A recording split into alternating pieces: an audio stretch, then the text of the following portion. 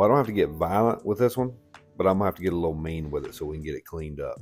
This is an existing ripped and quartered white oak floor, and this was installed, sanded, and finished like 15 or 20 years ago.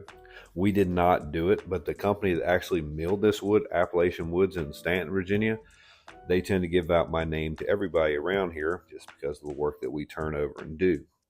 And I'll let y'all decide if you stick around and watch the entire video and you see the end results, and we'll see if you agree with them. But as usual, I'm going to give you a walkthrough on the entire job, what we're doing. So the entire main level and the steps we're going to be doing in that upper landing area. We are not doing the bedrooms right now. We may be back one day to do that, but for right now, we are not doing those. The first thing I got to do is get all that old existing shoe molding out of the way. I'm going to bring in the belt machine for this one just because we got a pretty wide open floor plan, which is rare to see where we're at in a lot of the homes that we work in. And I haven't made a video on that stair climber in probably a couple years, so that'll actually be the next video up here. I'll go more in depth on that. I'm sure a lot of y'all new followers are going to be wondering about that tool, so we'll get into that in another video. And Mom's going to be running the power drive on the entire upstairs area. It's not big enough to run a big machine up here. It's not worthwhile. I always get a bunch of questions what we're putting on there. So you got the dry plate, the yellow pad, then the interface pad, then we put the steel plate, and then we do the sandpaper. We put those steel plates on there because it holds the paper perfectly flat. That's how we get that tabletop quality look, and you get much more efficient use of the sandpaper. Now we do take the steel plates off before we do our final pass, regardless of whatever we're doing, 99% of the time, but the interface pads are always on the machine. I still get a ton of questions on this splitter I run out of the power box so we can run two different 220 volt machines. So I got that running out of the power box. Mom's going to be running the power drive up there. I'm going to be running the big machine on the main level. Again, it is made by Park World. They have a website. They make all kind of different splitters. You just got to find the ones with your ends. You know, it's a 20 amp plug. Is it a 30 amp plug? You got to find the one that's going to work for your setup. I don't do links or anything like that. You got to do some research and figure out what you need. I don't know what you're running. You got to figure that out. A few years back, I got so sick and tired of having different ends on each. You know, big machine was a 20 amp plug. The Bona power drive was a 30 amp plug. My cords, I had to have special ones for this and that. I finally got tired of it and spent like $600 and switched all the ends on every single machine. And I just got everything is the same end. It's much easier to do that if you feel like spending the money. And you don't necessarily have to spend that much. It's just going to depend on how many cords you got, different machines, and everything else. But it's worth it in the long run, trust me. And I only ran 36 grit on the big machine on the main level. Getting the big machine out of here. We're going to get that loaded up on the van, out of the way. Not going to need that anymore. I just wanted to use it for a rough off pass for Mom. So then only thing she has to do downstairs, she's going to 36 grit around the outside. And that is why this is a Waterlox finish originally that we are taking off the floor. And you can see how bad it gums up the paper. And she was doing the edges everywhere downstairs. And then this little section where just everything was in the way and I didn't run the big machine in that section. And, you know, we get that paper that gums up like that. I usually tend to get a bunch of comments about using those blocks or whatever to clean off the sandpaper. We're not doing that on the jobs. That's a waste of time and waste of more money of stuff to buy. The only time you see people using those is like in their little hobby shop, do it yourself in their own home on like a belt sander. We're out here running machines that are planetary. There's no way to even clean them off if you wanted to, if you could. It's just a waste of time. You have to factor that into your square foot price on what you're going to be using. This is a business. We have jobs to get done. We have a schedule I do not fall behind on. So cleaning up old sandpaper is the least of my worries. And every job is different. Not every job we do, we're going to use sandpaper like this job. This one we really didn't use much at all. A brand new floor, we use way less. When we get into old painter floor, yeah, we're going to use a good bit of it. It all comes down to every job is different and they're not all priced the same. Not for us anyway. But after I got the steps edged with 60, yeah, I was just starting with 60. I'm not putting 36 grit on that. So if I use a couple extra pieces of paper, I'm not worried about. If I start with 36, then I got to just work that much more grit up to get it where I need. I'd rather just start with 60. Then I'm going to go through there with the Fest tool with 60 again, and then 80 on the Rotex machines. Mom's going to be running 60 grit on the power drive upstairs. This is me with a 60 grit pass on the bottom set of steps. And this is still all on the first day. We're just kind of bouncing back and forth between each other. I'm trying to stay out of her way. She's trying to stay out of mine.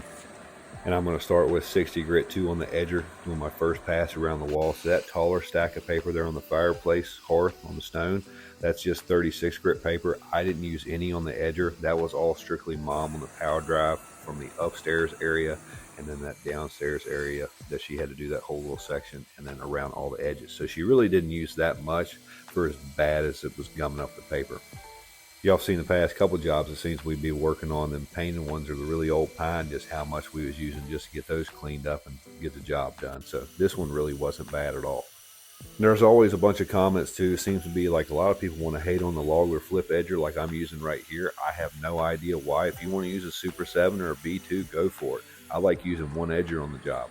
It's so versatile. I don't have to change it, do anything like that. It's got the duckbill end on it. I can get up underneath the cabinets. Previous video, I could get up behind that vent, sand that, and then use it as a regular edger. So the Super 7, the wheels would have been hitting over there in the vent. You'd have been falling in the hole. You got to remember too, a lot of the other flooring guys, I don't care what you're using out there. Hey, there's many different ways to get the end results all the same. I don't care what you're using. I'm just showing you what we're using. And it's just a lot of other contractors out there. There's like some kind of huge ego thing with floor sanding, and I have no idea why. I'm just making videos showing what we're doing. And hopefully it helps somebody else, they can learn something. So I enjoy it thoroughly when I see other companies are making videos and I see what they're doing, because I'm learning different stuff every day, things I never thought of. So you don't have to be a critic so much as it is just sharing what you're doing. Everybody does it a different way. At this point in the video, we're coming back in. This is our second day on a job. So this is Tuesday. I'm finishing up with the edges, and I'm going to run 100 grit Bona Black on the bottom of the edger. After I've got all that done, I'm going to run 60 grit. And I put the corner attachment on the log or flip so I can get all the corners so I don't have to go through and scrape all those. Mom's going to finish up with her 100 grit pass here on the power drive. And then she's out of here for the rest of the day. I cut her out of there at like lunchtime. So she gets all the easy stuff. I keep it that way on purpose. And then I take care of all the on your hands and knees, tedious stuff, corners, all that. So you got to remember, she is my mother, so she's a good bit older than me, so she's done her time. It's already bad enough that she's out here with me, but it's definitely a big help because she gets all the stuff done that I don't have to worry about, and I get to spend more time on the detail work, which is definitely the time-consuming part. Because when it comes to cutting corners, sanding these thresholds like this, doing any of the scraping, and I've got to scrape the corners and stuff like that on this job, just because if not, I'm going to use so much paper, it's not even going to be funny where it's coming up. But this is the least favorite part about any job. I absolutely, when I get to this part, I'm just dreading it. Like I just want it to be done, get it over with, because I can't stand it. Sometimes it's not bad, really just depends on the job. This one here is definitely more than most because we got like these doorways and we're not doing in the bedrooms. There's so many door jams. So when I see a lot of those modern homes and it's huge open floor plans, I see guys doing, I'm like, man, it must be nice. You got like 4 corners and a 3,000 square foot room, where we've got 300 corners and 1,000 feet. But after I got everything scraped off, I'm going to take a fine tool and go through there with 60 and 80 grit. And now if you got a Festool RO90, you got something like this, you can buy the longer triangle attachment on it where it's super thin and it fits up underneath all those areas. I even got existing wood vents in here I got to sand and finish. So we're just going to use the Rotex with this one. I got 60. That first pass took a little bit just getting it cleaned off. Then after that, I'll hit it with 80 and then 100. That'll be it for them. Now we're getting down to the nitty gritty. And before we do our final pass on the power drive, I do take an orbital around the wall. And this one, we're just going to stop with a 100 grit mesh. And that's what's on the orbital right now. Mom will have the same paper on the power drive. She makes her final pass. I just don't have that in the video, but after everything is done sanding, we're going to run through here with the Tampico brush and remove all the extremely fine dust out of the grain of the wood. That's how we get our floor super clean before we put any finish or stain, whatever it may be. And that was hard to get a picture, but in the right lighting and everything, it almost looks like it gives it a polished look once it's done. That's just how clean it gets it. Then we'll get it all vacuumed up, and our first coat here is going to be Loba Prime with the amberizer in it. So this is going to give you more of like a natural oil-based look from the start. But it's just, and the first coat's going down Wednesday, somewhere around lunchtime, 1 o'clock, I think. And then we actually came back later that afternoon. I think at 3:30 we met. We're putting down the second coat. doing low but easy finish in a satin sheen. So that's the end of the day Wednesday for Mom. She went home. Me, I went on and got all the trim measurements for the entire job. That's what I did Wednesday night back at home. Of course, there's a thunderstorm. Luckily, I got a shop big enough I can cut all this inside. Depending on the size of the job and how much I got to cut, a lot of times I get it done ahead of time instead of having to cut it on the job the next day. So it saves a lot of time and just makes that final day that much shorter. But coming back in here Thursday morning, we'll go around. We're going to upbraid the steps around all the edges, get all the shoe molding put in. Then we're going to upbraid this entire floor with a Bona Flexi sand, which is not the power drive. There's two totally different machines. This is just a 110 machine, where the power drive is a 220 volt, while the new ones are 240. And we're going to be using a Norton sand dollar on here. So if that one side, this job is right around 1,000 feet, it'll do this entire job no problem. Again, if you're abrading the floor, hook it up to a vacuum. Airborne dust takes 2 to 4 hours, depending on the size of the particles. And a lot of people wonder why they get dirt and everything else in their finish after they're abrading the floor, because they want to see that white powder look all over the floor. To me, it's asinine. It makes no sense. You got to have it hooked up to a vacuum. You're creating dust. Make sure you extract it away. Don't leave it in the home floating around for hours and you done got the coat of finish on the floor, and then it's all landing down in the finish.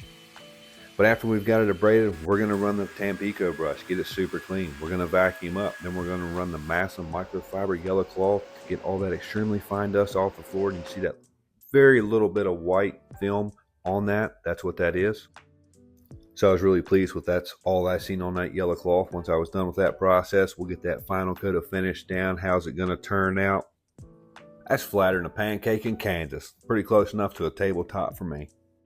And as usual, I really pride myself on it doesn't matter where you look on that floor, what angle, what room, hallway, doesn't matter. If it doesn't all look like a tabletop, then I failed. So if you stuck around and watched the entire video, greatly appreciated. Y'all seem to like this longer content, so I like doing the entire job, start to finish, all in one video, show you what we're doing. I'll give you a quick walkthrough here on the job, and then I got some before and after pictures. So thanks for watching. Hope you enjoyed. Let me know what you think in the comments. I'll see you on the next one.